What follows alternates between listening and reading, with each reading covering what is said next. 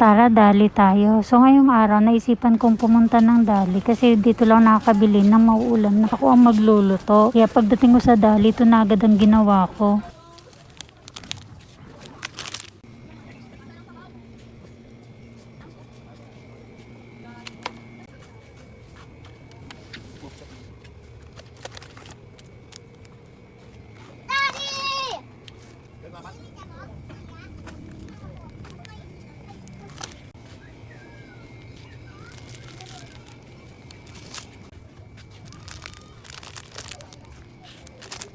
Sa pundong.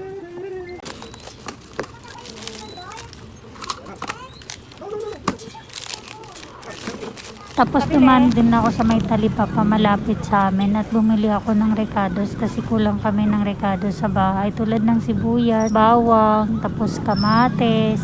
At tumandar ang aking pagkabingi habang sabi ako nun, sabi ng pabili po. Tapos yung may-ari sumasagot din, hindi ko pala siya naririnig, nakakatawa. Bigla akong nakaramdam ng hiya nung paglabas ng may-ari kaya napasori ako. Ay, sorry po. Luluto ko ngayong gabi ng opo na may sahog na giniling na baka tapos may sutanghon. So, bali ito yung mga ricados.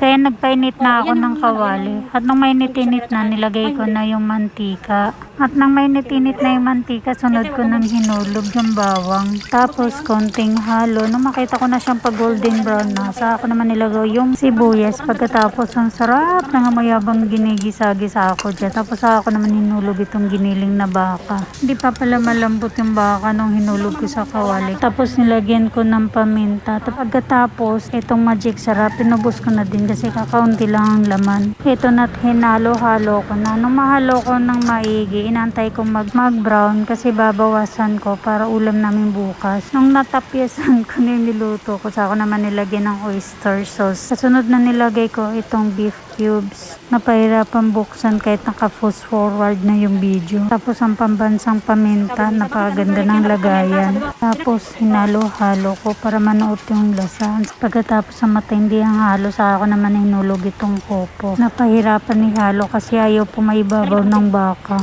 Matinding fast forward ang ginawa ko kasi talagang pahirapan ng halo. Tapos tinakpan ko, pagkatapos binuksan ko. Napansin kong kakaunti lang ang sabaw kaya dinagdagan ko ng tubig. Nilagay ko na itong sutanghon pagkatapos hinalo ko ng hinalo. Tapos nilagyan ko din ng patis kasi kulang ng alat. At ito na, luto na talaga siya. Kaya ito kumuha ako, pang ulam ko na.